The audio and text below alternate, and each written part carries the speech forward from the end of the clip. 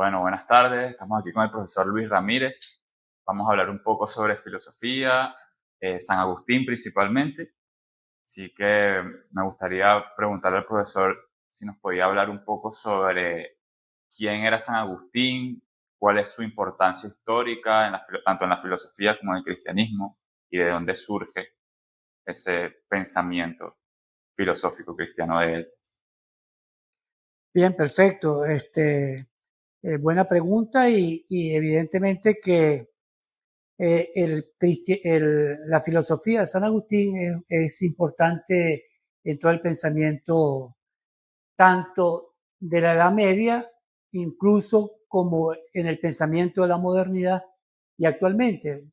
Hay empezando desde ahorita hacia atrás, hay unas filosofías actuales que tienen que ver con San Agustín. Por ejemplo, Heidegger estudió profundamente a San Agustín y muchos elementos del planteamiento de San Agustín están presentes en Heidegger. O por ejemplo, todo el tema de la voluntad de Kant nace fundamentalmente del concepto de voluntad de San Agustín. ¿Ok? O pensemos nosotros en Hannah Arendt, ¿verdad? Que estudió a San Agustín, que su tesis doctoral fue sobre San Agustín. Y si seguimos desentrañando un poco la filosofía de la modernidad, nos vamos a dar cuenta que el pensamiento de San Agustín es fundamental, ¿verdad? Para el desarrollo de lo que fue toda la Edad Media y después también el desarrollo del Renacimiento, la modernidad y todavía sigue siendo un factor importante en el desarrollo del pensamiento filosófico. Tiene San Agustín. En primer lugar, la iconografía ha presentado a San Agustín como, a veces tú lo ves de ojos verdes, lo ves con una chiva de tipo prácticamente como si fuera europea. ¿Pero dónde nació exacto? Ajá. Esa es una San buena Agustín pregunta. es africano. Ahí va. ¿Está bien? San Agustín nació en África, en Tagaste. Tagaste es una ciudad de lo que actualmente hoy es Argelia. ¿Ok? Es Argelia, por tanto, el norte de África. ¿Ok? Y ahí se desarrolló la vida de San Agustín. Por tanto, San Agustín fue un africano. ¿Y por qué África? Bueno, porque el pensamiento filosófico y teológico de aquel tiempo, estamos hablando del año 354 al 430, ¿verdad? O sea, que estamos hablando entre el siglo IV y el siglo V. ¿Ok? San Agustín, ahí. Pero cuando se habla de San Agustín, siempre se cita el siglo V, porque fundamentalmente el desarrollo de su pensamiento se da en el siglo V. ¿Ok? En ese sentido.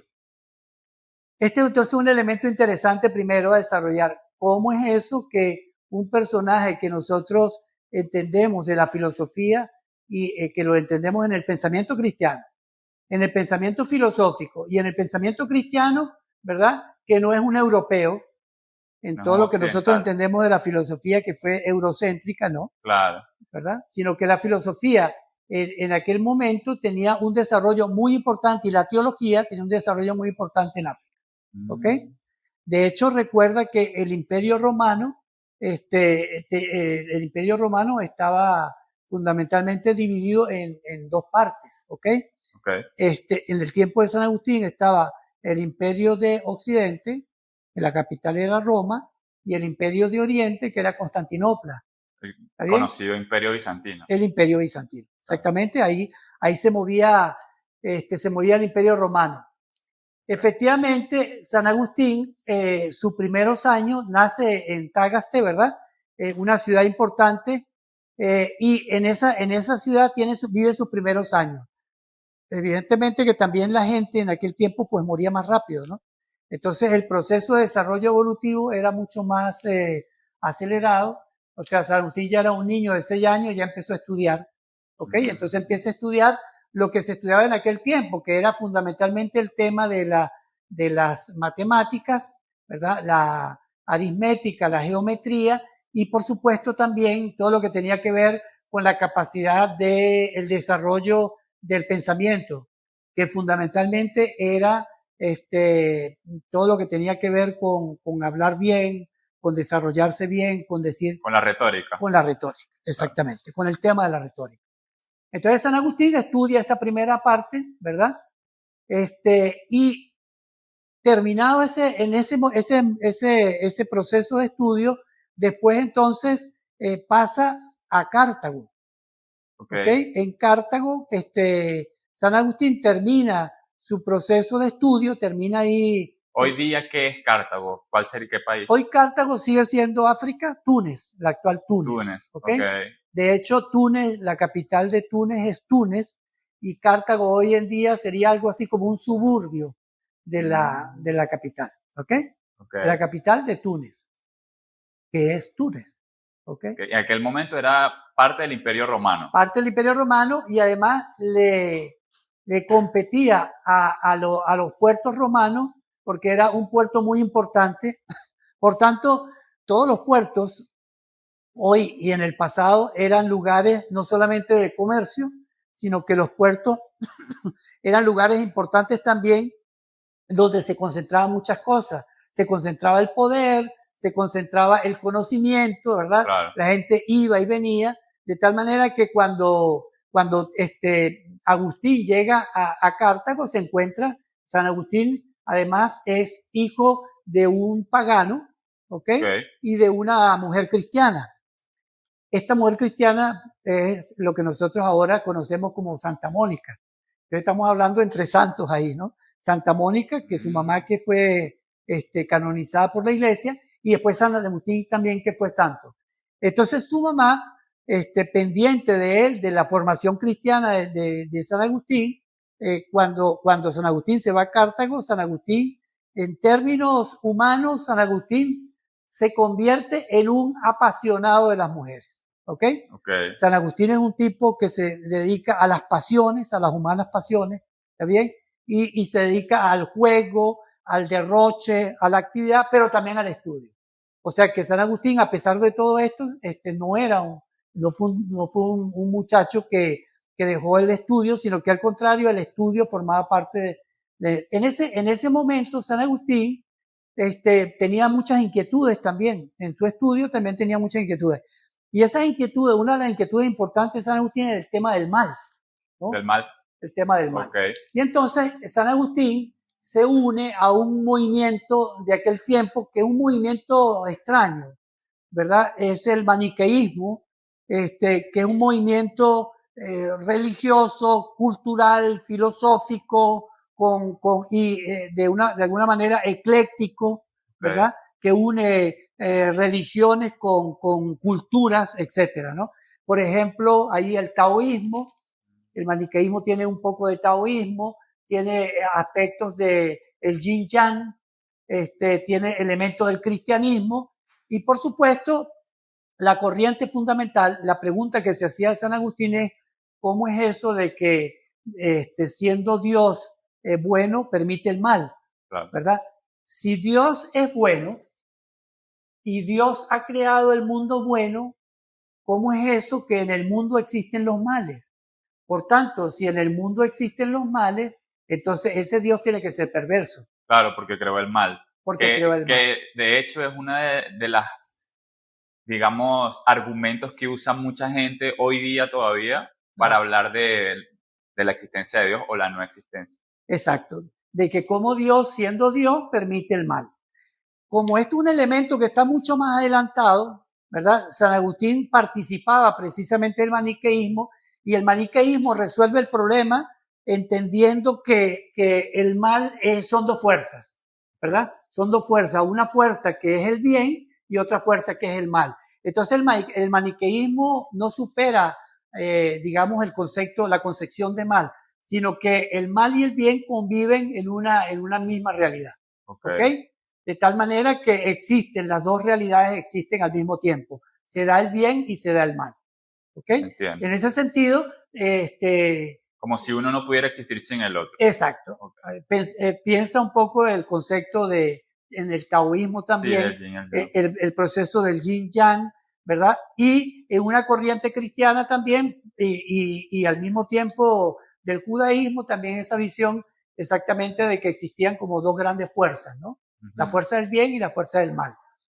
veremos nosotros que el cristianismo no, ese concepto del mal no entra dentro de la Trata de categoría. superarlo. Sí, no entra dentro de las categorías No, cristianas. Ya ok. después veremos más adelante en qué sentido se puede entender el tema de el mal en San Agustín. Por el momento, San Agustín formaba parte de esa corriente maniqueísta y como intelectual también en su estudio, en el ambiente académico que se formaba, por supuesto también había una visión escéptica, ¿verdad? Que no era posible lograr la verdad, la totalidad de la verdad, que no era posible una verdad absoluta, sino era posible verdades contingentes, ¿verdad? Yo puedo acercarme a cosas que son verdaderas, pero no hay verdades totales.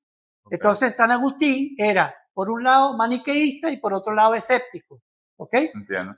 Este elemento es importante porque después, precisamente cuando San Agustín llega a ser obispo, una de las dos cosas que va a combatir y va a tener un libro, unos folios que se llaman contra los intelectuales. Okay. ¿Okay? Donde San Agustín precisamente va a combatir estos dos elementos, el maniqueísmo y, por otro lado, el escepticismo. Ahorita, hace un rato estábamos hablando de la psicología de los conversos, que este tipo de personas, como, ¿cuál era el otro que habíamos mencionado? San Pablo. San Pablo, tienen una psicología diferente a las personas que aceptan ya de por sí el cristianismo. Es decir, los conversos tienen otra forma de ser que es un poco más radical y San Agustín entra dentro de esta categoría. Del grupo de los conversos. Efectivamente, vamos a ir unos siglos más atrás para entender un poco por qué el concepto de San Agustín como converso.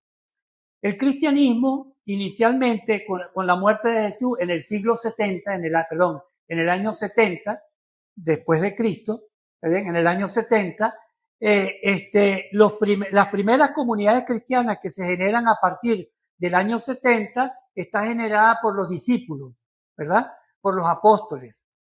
A ese grupo que acompañó a Jesús en su vida y después de su muerte. Esas primeras comunidades cristianas se crean cercanas en Jerusalén, fundamentalmente, ¿verdad? Y después, más allá de Jerusalén, en todo lo que era la Palestina del tiempo de Jesús. ¿Ok? Entonces, San Pablo, que se considera apóstol, pero no se considera apóstol porque San Pablo no conoce a Jesús, ¿verdad? San Pablo era un ciudadano romano. Estos eran ciudadanos romanos, los apóstoles eran ciudadanos romanos, pero de segunda. En cambio, San Pablo era ciudadano romano por derecho. ¿Está bien? Entonces, San Pablo, que comienza a perseguir a los cristianos, porque además formaba parte de una facción judía que eran los fariseos. Los fariseos. Exacto, el movimiento fariseo. Este señor Pablo formaba parte del movimiento de los fariseos. Ese movimiento de los fariseos era un grupo religioso que se llenaba, digamos así, tenía como prestigio que conocía muy bien las escrituras. De hecho, ellos llevaban en sus fardos, ¿verdad? Trozos de las escrituras, ¿verdad? Y las llevaban así. Era como una élite también. Era como una élite, ¿verdad? Pablo formó parte del grupo de los fariseos. En un momento determinado de la experiencia espiritual de Pablo, Pablo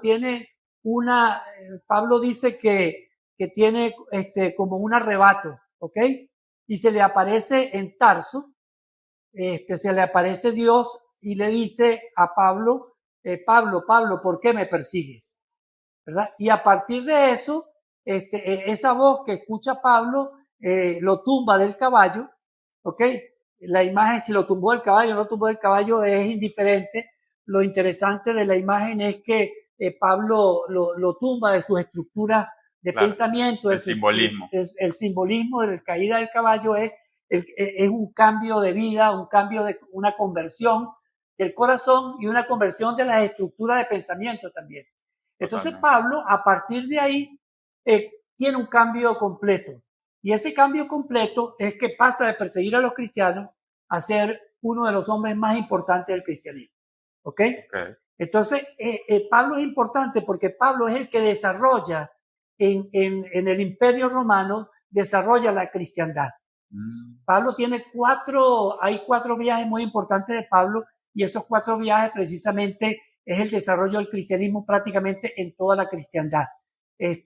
Pablo llega a todos los lugares, va a África, en toda la Grecia, se dirige hacia Roma, ¿verdad? Y en todos esos lugares donde va pasando, va generando comunidades cristianas. De tal manera que Pablo es muy importante porque Pablo es el primero que desarrolla este proceso.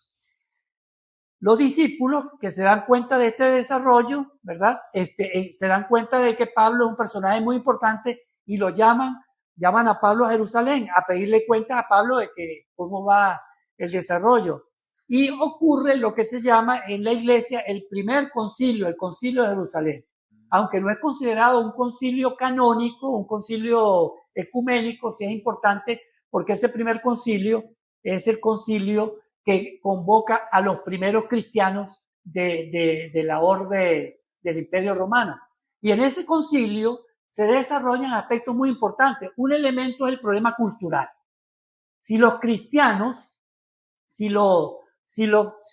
¿quiénes podían ser cristianos? Si podían ser cristianos los paganos, ¿sí? O necesariamente tenían que ser cristianos solamente los judíos. Si Dios vino solo para los judíos, o si Dios había venido para todos, también los paganos. Acuérdate que el Imperio Romano tenía de todas las culturas, ¿ok? La cultura griega, pero venían también de Asiria, sí, de distintos lugares del mundo, ¿verdad? Confluían en el Imperio Romano. Sí. De tal manera que ahí había un mundo de culturas. Entonces, el cristianismo se enclava en ese mundo cultural. Y es San Pablo que universaliza el cristianismo. Okay. Porque el cristianismo inicialmente era un cristianismo para los judíos. Entiendo. De hecho, Pedro y los discípulos pensaban que Dios había que esta nueva secta, porque fue una secta, la secta de los nazarenos, ¿verdad? De los seguidores de Jesucristo, de Jesús, era una secta que se estaba abriendo y que Dios llamaba a esa secta para los judíos conversos al cristianismo. De tal manera que no sucede así, sino que Pablo abre el cristianismo a todo el mundo. ¿Está bien? Inicialmente a la diáspora judía, que ya no eran judíos algunos, que se habían ligado con otras culturas, y entonces en primer lugar a esa diáspora, pero en segundo lugar a todos los que no eran tampoco judíos.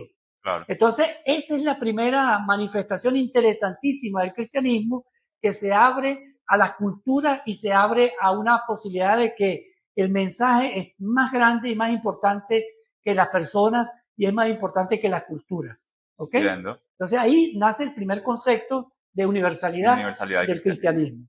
¿Por qué digo esto? Porque en toda la estructura del pensamiento de San Agustín está presente eso. ¿Ok?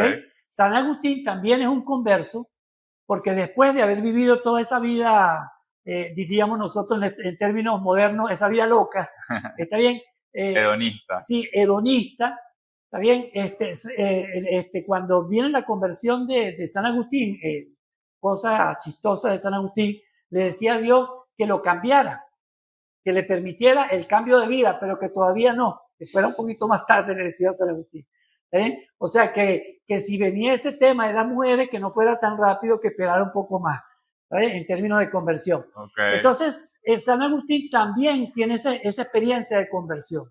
Esa experiencia de conversión que lo cambia totalmente, cambia de un momento para otro, y el elemento ocurre como una experiencia de arrebato también. En un momento determinado, está en Italia, ¿verdad? En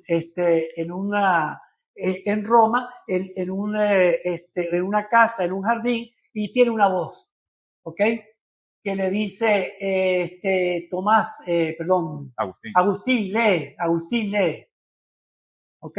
Esa frase, San Agustín, le llega ese momento y entonces se va a leer la palabra de Dios.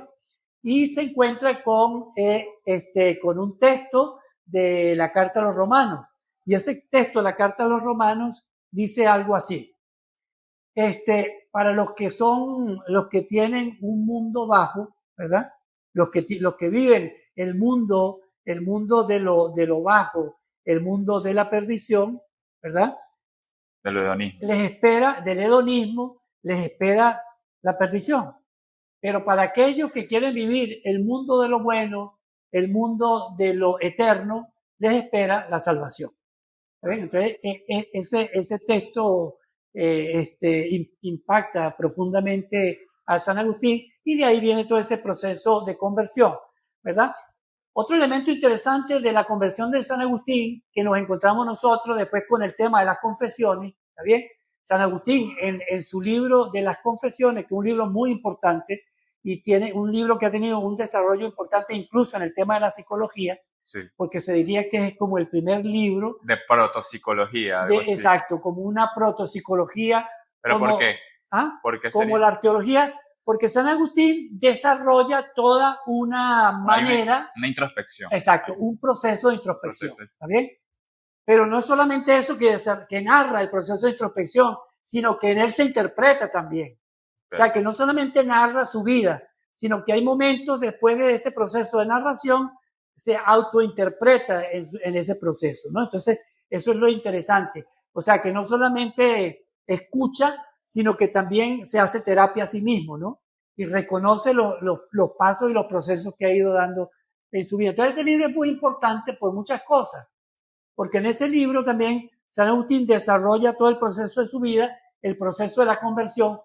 Para mí que todo el proceso de la psicología de San Agustín y el proceso de conversión, hoy en día la psicología del converso prácticamente se estudia en determinadas expresiones de la psicología religiosa como un elemento interesante, porque los aspectos del converso tienen elementos interesantes en la psicología. Por ejemplo, el converso, una vez que pasa de un proceso de vida totalmente contrario a una vida radicalmente nueva, ese proceso lo hace y es radical. O sea, al mismo tiempo que es radical, tiene como una forma de ser casi de impiedad con los otros, ¿no? Okay. Entonces se necesita, quien es radical necesita vivir su vida con radicalidad en todos los aspectos de la vida. ¿Está bien? Entonces, vivir en forma tibia no le ayudaría a mantenerse fuerte en su proceso de cambio. Por un lado, ese elemento. Entonces, una interpretación importante del libro de las confesiones tiene que ver con esa visión de conversión. Otro elemento interesante en el libro de las confesiones es que San Agustín, por supuesto, desarrolla todo el tema y el concepto del alma. ¿Ok? ¿Qué es el alma para San Agustín? El alma para San Agustín no es otra cosa sino el punto fundamental donde habita Dios. ¿Está bien? En lo profundo del alma es donde habla Dios. Okay. Por eso, el proceso de introspección no es otra cosa sino la búsqueda de Dios. Okay. Diríamos nosotros que el tema de la conciencia ahora, ¿verdad? Diríamos en términos actuales, que donde encontramos a Dios lo encontramos en la profundidad de la conciencia. Por eso que San Agustín, todo el tema del desarrollo de su vida tiene que ver precisamente con eso, con el desarrollo de la introspección, porque en la introspección está haciendo dos cosas. Se está encontrando consigo mismo y encontrarse consigo mismo al final no es otra cosa sino encontrarse con Dios. ¿Ok? Entiendo. Entonces ahí hay una dimensión como subjetiva del alma. Esa dimensión subjetiva del alma tiene que ver también con el tiempo. ¿Ok? ¿Qué entiende San Agustín por el tiempo? Es el primero que hace toda una teoría del tiempo. Del tiempo, sí. ¿Sí? San Agustín es el primero que hace una teoría del tiempo. ¿Qué entiende San Agustín por el tiempo? El tiempo, dice, es la explicitación del alma. ¿Ok? Quiere decir que el tiempo no es otra cosa sino la forma como el alma se desarrolla en la historia. ¿Está bien? Y el alma tiene tres momentos. Un momento que es la memoria, ¿ok? Por eso es importante ir a la memoria, al recuerdo, porque en la memoria, en el recuerdo, nos vamos a encontrar con cosas importantes y en ese recuerdo también está Dios. La memoria también es presente, el otro paso del tiempo es el estar pendiente, ¿verdad? Ese es el segundo paso, el paso del presente. Y el otro paso es la expectativa, okay, que es el futuro. ¿Está bien? Entonces, San Agustín dice que precisamente el alma es como la casa del tiempo. El tiempo, ahí se encuentra, se desarrolla el tiempo en ese paso entre un elemento, el otro y el otro, ¿verdad? O sea, que el alma existe dentro del tiempo. Exacto, o mejor dicho, el alma alma es la explicitación del tiempo, ¿ok? El alma es la manifestación donde se presenta después el tiempo, ¿ok? Entiendo. Ahí en ese proceso, el alma que se va desarrollando, ¿verdad? Es donde se manifiesta. De tal manera que es una visión totalmente subjetiva, ¿no? El tiempo es un tiempo subjetivo, es el tiempo del alma, ¿ok? Precisamente donde se desarrolla el alma. Ese otro elemento interesante que aparece también en las confesiones. Y San Agustín se le relaciona mucho con el pensamiento platónico, más que todo con el neoplatonismo. En ese sentido, me recuerdo que Platón habla de que, lo pone en boca de Sócrates, por supuesto, de que el mal no es sino la ausencia del bien, en lugar de, como habían dicho los maniqueos, de que eran dos fuerzas interrelacionadas o que dependientes una de la otra. Entonces San Agustín también va por este lado de desarrolla esta filosofía en el cristianismo de que el mal es la ausencia de bien. ¿Qué relación hay ahí con el neoplatonismo? Sí, acuérdate que San Agustín es como la bisagra, ¿verdad? Si nosotros nos ubicamos en la antigüedad, San Agustín es como el punto de llegada de la antigüedad, pero si nos ubicamos en la Edad Media, San Agustín representa la apertura al mundo, a la Edad Media, como a otro momento importante, ¿no? Si nosotros tuviéramos que categorizar el proceso, digamos así, filosófico en pocas palabras, diríamos que hay como tres grandes momentos del proceso filosófico, ¿no? O de enfoque. El enfoque de la antigüedad fundamentalmente fue el enfoque cosmocéntrico, ¿verdad? El centro fundamentalmente del conocimiento en la antigüedad era la naturaleza, el cosmos, ¿ok? Entonces, precisamente la búsqueda del hombre antiguo, del hombre griego, precisamente fue la búsqueda por el origen, por el cosmos, la búsqueda del origen de las cosas, ¿verdad? De dónde venimos, hacia dónde vamos, de qué están compuestas las cosas, de qué estamos hechos, etcétera, ¿no? En la segunda etapa del desarrollo del pensamiento es una etapa teocéntrica.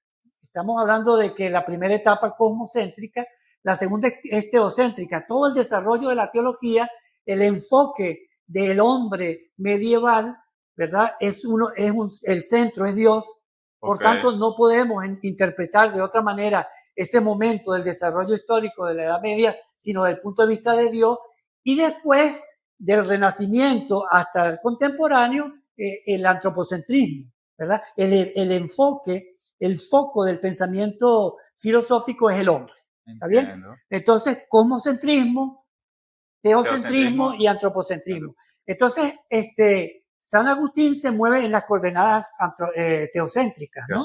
O sea, el enfoque, fundamentalmente, las grandes preguntas de las que va a responder San Agustín están mediadas por el tema de Dios. Claro, hay una necesidad de una racionalización de lo divino. Claro. ¿Y por qué racionalizar lo divino? Te lo decía yo. Si lo divino no se racionaliza, caeríamos en una experiencia de brujas, ¿ok? El cristianismo sería una magia. Claro. El cristianismo sería sencillamente una secta, un grupo, ¿verdad? Que tiene un conjunto de creencias. Claro. De tal manera que el cristianismo necesitó de todo un aparato, ¿verdad? Un aparato de conocimiento para poder justificar el cristianismo. O sea, para poder darle un carácter de racionalidad. Claro. Y efectivamente San Agustín hace. Y entonces San Agustín apela a una tradición que se venía gestando, porque San Agustín sencillamente lo que hace, San Agustín es como una gran antena que recoge toda esta tradición de la patrística, ¿verdad? De los padres de la iglesia, desde el siglo II, toda la patrística que termina en San Agustín, que concluye en San Agustín, no es otra cosa sino un intento de reinterpretar el cristianismo desde la perspectiva griega, o mejor tipo de la racionalidad. De la racionalidad. ¿Está bien? Y por supuesto, la racionalidad que estaba a mano era la racionalidad griega. ¿Está Claro. bien? Entonces, San Agustín se vale de ese proceso, de esa racionalidad, y se encuentra con el pensamiento platónico, que es como anillo al dedo, ¿ok? Okay. El pensamiento platónico llega precisamente al cristianismo como anillo al dedo y precisamente se empieza a estudiar todo el platonismo, los padres de la iglesia empiezan a estudiar el platonismo, ¿verdad? A Platón y en Plotino encuentran también el desarrollo de otros elementos importantes del platonismo en los cuales San Agustín se va a valer, ¿verdad? Claro, que es la idea del uno. La idea del uno, por ejemplo, de Plotino, pero todo el aparato Platónico. de platónico va a estar presente en el cristianismo. Entiendo. Todo el aparato que no significa todo el platonismo, ¿ok? Porque hay cosas del platonismo que fueron desechadas que no cuadraban pues con el.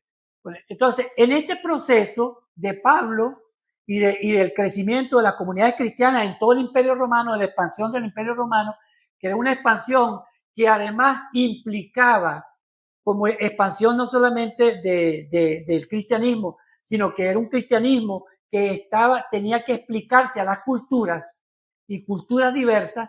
Por tanto, el cristianismo tenía que racionalizarse en las culturas. Claro. Es lo que se llama la inculturación del cristianismo. Inculturación, que significa entrar en las culturas, permear las culturas, ¿verdad? Y en esa en esa introducción y en esa relación de la cultura, por supuesto, nadie sale sin algo de trasquilado por un lado. Quiere decir, el cristianismo gana, las culturas ganan, pero también el cristianismo podía perder algunas cosas y las culturas perdían algunas cosas. Okay. Ese proceso de interculturalidad se da también en el cristianismo inicio. San Agustín forma parte de ese proceso. Precisamente San Agustín no es europeo, San Agustín es africano. Claro. Y San Agustín forma parte precisamente de ese proceso de eclecticismo, ¿verdad? Del cristianismo con las culturas ancestrales africanas. San Agustín era berebere, ¿verdad? De un grupo africano. Entonces, en ese sentido es interesante ese proceso que sucede. Por eso, el platonismo forma parte de toda la estructura para reinterpretar el cristianismo. Okay. ¿Está bien? Acuérdate que el cristianismo, o mejor dicho, la palabra de Dios, no es suficiente que tú. ¿Por qué? Porque la palabra de Dios tiene que ser interpretada, ¿verdad? Y esa interpretación requiere, en la medida en que se separa de la fuente inicial de Jesucristo, en ese desarrollo, estamos hablando de 430 años después de Jesucristo. Estamos hablando de San Agustín. Todavía es reciente el cristianismo. Sí. ¿Verdad? Y todavía es reciente porque el cristianismo, a pesar de eso, tiene enemigos internos y tiene enemigos externos. ¿Ok? Los enemigos internos son precisamente aquellos que se oponen a hacer una reinterpretación del cristianismo desde la perspectiva de Platón. Platónica, okay. Diríamos nosotros en términos modernos que San Agustín bautiza a Platón. ¿Qué significa bautizar a Platón? Que San Agustín agarró a Platón, lo trajo al cristianismo, desarrolló las doctrinas fundamentales del platonismo que tenían que ver con el cristianismo e integra, ¿verdad? Utiliza la mediación filosófica para dar una reinterpretación del cristianismo. Entonces utiliza la filosofía. Que se pueda divulgar a través de todo. Claro. De ahí que San Agustín dirá que no es posible, ¿verdad? Que dime si para poder creer es necesario la inteligencia, ¿ok?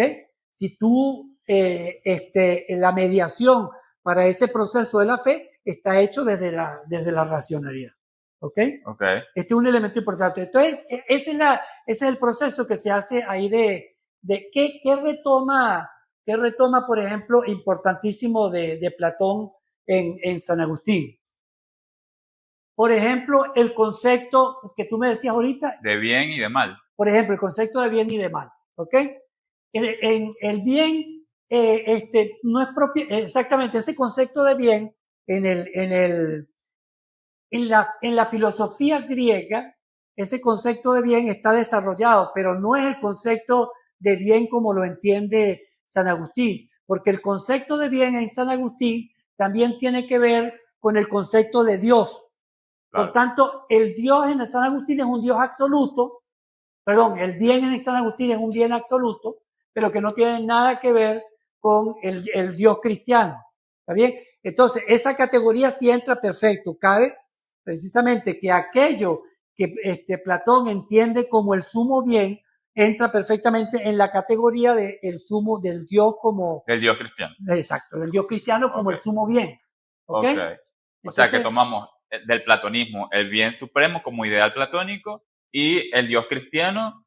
Y precisamente, o digamos, el vehículo para poder interpretar al cristianismo como uno en las categorías griegas, no había otra sino hablarle en sus propias categorías. Recordemos que en el Imperio Romano ocurren tres cosas importantes. Los romanos utilizan la fuerza para invadir y para valerse del imperio, ¿no? Para llegar ahí.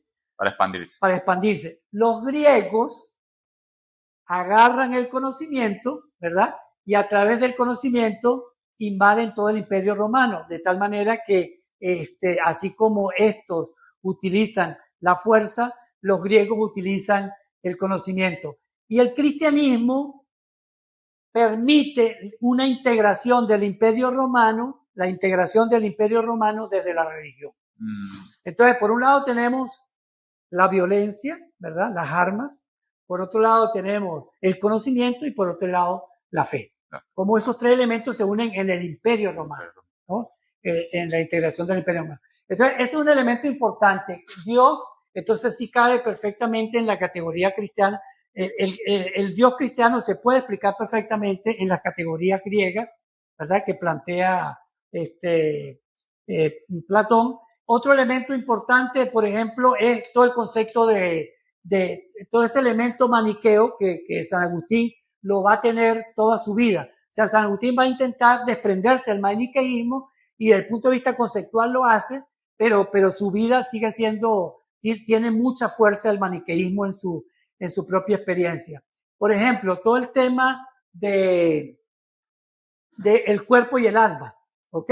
O sea, una visión dualista del cuerpo y el alma está presente en San Agustín. Y esa visión la retoma precisamente de la visión de los dos mundos de Platón, ¿no? Recuerda esa visión de los dos mundos, ¿verdad? El mundo de los sentidos y el mundo de las ideas. ¿Ok? Eso precisamente cuadra perfectamente con la visión humana.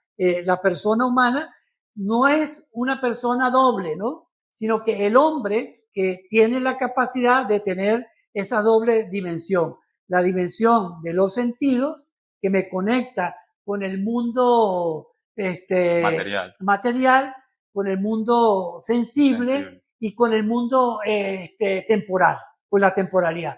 Y el otro, la visión del alma que me conecta a mí con el mundo de las ideas, con el mundo de Dios, con el mundo de lo eterno, ¿verdad? Y de lo inmutable.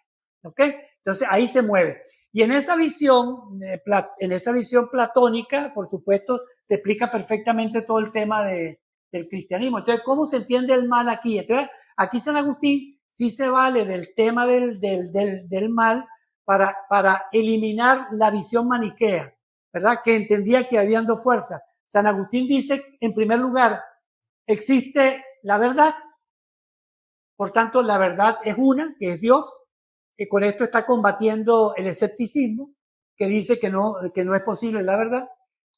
En segundo lugar, combate el maniqueísmo diciendo que Dios existe y que el único que existe es Dios, que ha hecho el bien y que es bueno.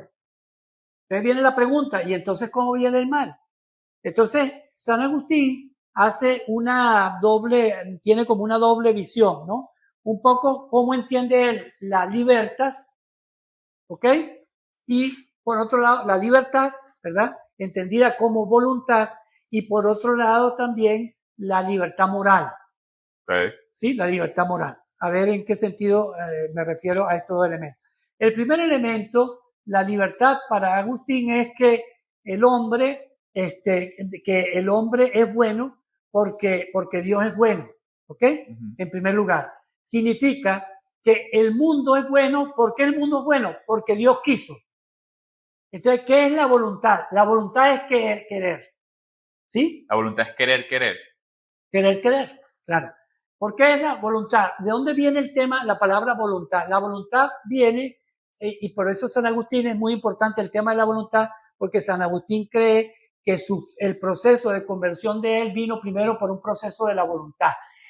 Porque me salió, porque me dio la gana de cambiar. ¿Me explico? Antes que de conocimiento. El conocimiento vino como un acto segundo. Entonces, en ese sentido, San Agustín plantea este elemento, ¿no? Que el hombre es bueno por la voluntad, o sea, Dios a través del proceso, de un proceso de libertad, pero esta es una libertad que viene de Dios. Dios quiso que el hombre fuera bueno, por tanto, el hombre siempre va a ser bueno. Entonces viene la pregunta, ¿y cómo hay cosas malas? Entonces la pregunta de las cosas malas viene del concepto de libre albedrío. ¿Ok? Dios ha puesto en el hombre la libertad humana. ¿Está bien? La libertad. Y esa libertad del bien, de la voluntad, que es actuar bien, efectivamente Dios permite que el hombre pueda tomar decisiones sobre su vida. Entonces, en ese sentido, el hombre tiene la experiencia de dos amores. Un amor que lo conduce a Dios y otro amor que lo conduce a la perdición. ¿Ok? Pero los dos son amores. ¿Está bien? De tal manera que alguno pudiera preguntar qué es el odio, por ejemplo, diría San Agustín, ¿qué es el odio? El odio es un falso amor, es un mal amor. ¿Está bien? Entonces, ese concepto, con ese concepto elimina precisamente el maniqueísmo, ¿verdad? Con ese concepto elimina totalmente el maniqueísmo. Con el concepto de libertad, por un lado, Dios nos ha hecho libres, ¿ok? Y ese acto de libertad es un acto que nos conduce, es un acto teleológico. El fin último del hombre es ser libre, ser bueno, ¿verdad? El último acto del hombre es volver a Dios, ¿ok? Por un lado. Y por otro lado, entonces, ¿cómo se explica el mal? Se explica precisamente, como ya hemos dicho, se explica porque el hombre tiene la libertad de poder hacer uso de esos dos amores. ¿Verdad? ¿Por qué amores? ¿En qué sentido amores? Bueno, porque el mal no existe. ¿Ok? El mal no existe, el mal no tiene consistencia ontológica para San Agustín, ¿está bien? Sino que el mal es una consecuencia de nuestra incapacidad de utilizar la libertad, ¿verdad? Para el bien. De tal manera que el mal no existe en forma ontológica, sino el mal es algo así como un mal empleo del amor, ¿ok? Entiendo. Por un dejarnos llevar por aquellos amores que no son los amores permanentes, los amores, digamos, sublimes, los amores que tienen que ver con Dios, sino que tienen que ver con aquellos amores que nos enclavan en el mundo temporal. Claro. Me recuerda al concepto de amor en Platón, que habla de que el amor es el objeto del amor es la producción y la generación de la belleza. Ahí entramos en el tema del conocimiento, o sea, cómo conoce el hombre según San Agustín. San Agustín asume ahí todo el concepto platónico también del conocimiento. O sea, a ver, el conocimiento nos llega a nosotros a través de las ideas, ¿verdad? En Platón, ¿ok? Cómo nosotros nos valemos de cómo nosotros conocemos. Entonces, Platón resuelve el problema de cómo nosotros tenemos ideas por el proceso, precisamente ese proceso que tiene que ver con el recuerdo, ¿verdad? Acuérdate que las ideas para Platón tienen que ver con ideas encarnadas, o sea, la reminiscencia. La reminiscencia, claro. Exacto, ese proceso de reminiscencia tiene que ver precisamente del recuerdo, que nosotros tenemos las ideas primigenias, las ideas como germinales, y cuando nosotros volvemos de nuevo, esas ideas vuelven a desarrollarse, ¿no? ¿Está bien? Por supuesto, esa idea no la tiene San Agustín, es contrario al cristianismo. San Agustín dice que Dios tiene las ideas, ¿ok? Sí. Que las ideas proceden de Dios. ¿Cómo bajan las ideas a los hombres? A través de un proceso de iluminación, ¿ok? Ese proceso de iluminación es lo que Plotino hablaba de emanación, ¿ok? Del nous, que las ideas del nous que bajan al alma, ¿ok? Es lo mismo, el proceso de emanación es similar al proceso de iluminación que habla San Agustín. Entonces, pero habría un problema, porque entonces este proceso de iluminación que está en el mundo del conocimiento humano baja al hombre y se forman las ideas. Pero hay otro problema también, y cómo llega al hombre, cómo se transmite el proceso de la creación. Me explico, porque hay un elemento anterior al tema del conocimiento que es la creación. Acuérdate que, y aquí sí hay una ruptura importante entre Platón y el mundo griego y el mundo cristiano. El concepto de creación sí es del judaísmo, no tiene nada que ver. Acuérdate que para Platón existe el cosmos siempre ha sido permanente. O sea que no hay ni un principio ni un fin, sino que el cosmos siempre ha estado en una suerte de perenne, ¿no? De infinitud. En cambio, en San Agustín, el cosmos tiene un principio y tiene un fin. ¿Okay? Ese principio es el principio de la creación. Dios crea Dios crea el cosmos. ¿Cómo lo crea? Ex nihilo. ¿Ok? De la nada. ¿Ok? Dios lo crea de la nada. Ese principio de creación de la nada es propio del cristianismo y de San Agustín. San Agustín es el que introduce el concepto de creacionismo. Vamos, está en la Biblia. Claro. ¿Ok? Sí, sí. Pero San Agustín es quien le da toda una doctrina al tema del creacionismo. ¿Ok? Y fundamentalmente el tema del creacionismo, entonces Dios, efectivamente Dios tenía todas las cosas en su cabeza, ¿verdad? Si podemos decir cabeza de Dios. Dios tenía todas las cosas y todas esas cosas las creó Dios. De tal manera que Dios creó los caballos, Dios creó al hombre, Dios creó todo. Pero a Dios le dio la gana de crear las cosas que están. ¿Ok? Pero hay cosas, por ejemplo, que no están. Por ejemplo, la idea de una sirena. ¿Existen las sirenas? No existen, ¿verdad? Pero en la idea de Dios probablemente están. Pero Dios no quiso poner la sirena, sino Dios quiso solamente poner determinadas cosas en la creación. ¿Ok? En esas cosas. Hay otro problema entonces. Bueno, ¿y cómo es eso? Si se muere un caballo, ¿cómo hace? Lo repone. Entonces, para evitar ese problema de poner los caballos, ¿verdad? Cada vez que se mueran, entonces Dios genera el proceso de la generación. ¿Ok? De la generación. Los caballos se mueren, ¿verdad? Pero hay una yegua hay un caballo y una yegua, y esa yegua tiene un potrico, etcétera, por el proceso de generación. ¿Ok? Entonces, así ocurre. ¿Por qué digo eso? Porque el tema de las ideas es más o menos parecido. Dios siembra las ideas en nosotros en forma germinal. Entiendo. ¿Verdad? Seminal, de semillas. Y esas semillas van creciendo. De tal manera que tanto la experiencia de Dios es una experiencia positiva de las ideas, pero al mismo tiempo es una experiencia también activa. Y en el hombre no es solamente receptiva, no es que el hombre recibe las ideas, sino que el hombre también tiene la tarea a través del conocimiento de producirla, de ampliarla, de generarla, ¿verdad? ¿A dónde nos lleva todo eso? A Dios. O sea que todo el desarrollo del conocimiento no es otra cosa sino para manifestar la grandeza de Dios. Por tanto, ¿dónde están las ideas más importantes y dónde hay que buscar esas grandes ideas? ¿Dónde está Dios? En la conciencia, en el alma. ¿Está bien? Por eso, ese proceso que se da en las confesiones de la introspección, porque es la búsqueda fundamentalmente donde aparece Dios. Entiendo. Claro, el conocimiento es la autorreflexión de la vida sobre sí misma, su existencia, y de alguna forma eso nos lleva a lo absoluto, a Dios. Exactamente. Quiere decir, todo el conocimiento o toda la manifestación de la creación de Dios no tiene otro objetivo teleológico de finalidad, sino que volver a Dios. ¿Ok? Entonces, la creación, aunque es ex nihilo, o sea, creada de la nada, evidentemente que tiene un señor inteligente, y ahí nos empatamos un poquito con Santo Tomás, el motor, El primer motor el primer inmóvil. motor, ¿verdad? El motor inmóvil. Ese motor inmóvil es un motor inteligente, ¿ok? Seguro. Porque para que las criaturas sean inteligentes tiene que haber una primera inteligencia. Seguro.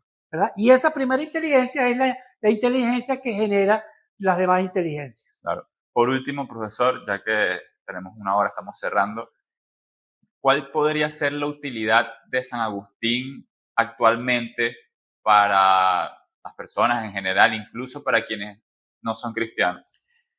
Claro, mira, yo, el libro de las Confesiones de San Agustín es muy importante. Yo, si alguno quisiera profundizar en su propia experiencia humana, ¿verdad? Es inevitable leer las Confesiones de San Agustín y no plantearse los problemas vitales de la vida. ¿Está bien? Entonces, la pregunta de San Agustín por la vida me lleva a la pregunta hacia mí por mi propia vida. Entiendo. Entonces, eso es un elemento importante. Para los psicólogos, los psiquiatras, el libro de San Agustín es una fuente fundamental de cómo una persona, entendiendo su propia problemática, es capaz de reinterpretar su problemática y salir del problema. ¿Está bien? Es un elemento interesante. Para aquellos que quisieran un cambio de la vida, el libro de las Confesiones es un elemento interesantísimo para ver cómo se desarrolla un proceso de cambio en la persona. De tal manera que ahí están los elementos, porque San Agustín, lo interesante de San Agustín es que San Agustín fue un tipo Ricky Martin de su tiempo, ¿verdad? Un tipo vive la vida loca, ¿verdad? Y entendió el mundo a profundidad, ¿verdad? De tal manera que San Agustín fue capaz de mirar ese mundo y de ver las bondades del otro mundo, del mundo de lo bueno. Claro. De tal manera que... Tuvo ese contraste. Sí. Y si a mí me preguntaran, en un mundo como el que tenemos hoy en día, ¿cómo habría que vivir? Habría que vivir bien. Hay que ser bueno. ¿Está bien? Porque tiene mucho más ventajas el ser bueno en la propia vida y el vivir la vida con un proceso que camina hacia la bondad que vivir de maldad. Entonces vemos aquí nosotros en Venezuela cómo hay tantas cosas que no están bien, que no van bien, ¿verdad? Sin embargo, tener una actitud positiva ante la vida, y a mí me parece que San Agustín es eso. San Agustín, por ejemplo, otro concepto interesantísimo en las Confesiones de San Agustín es el sentido de la vida. ¿Ok? Si hay una persona que tiene un problema serio con el sentido de la vida, léase las Confesiones de San Agustín, porque van a encontrar en San Agustín una experiencia profunda, una experiencia humana, una experiencia religiosa que integra perfectamente esos dos elementos y que no resultan uno que daña el otro, sino que los dos aspectos ayudan precisamente al crecimiento de la persona. Bien. Bueno, muchas gracias. Bien, hasta otra próxima. Hasta la próxima. Gracias, profesor. ¿Listo? ¿Qué tal? Muy bueno. Excelente.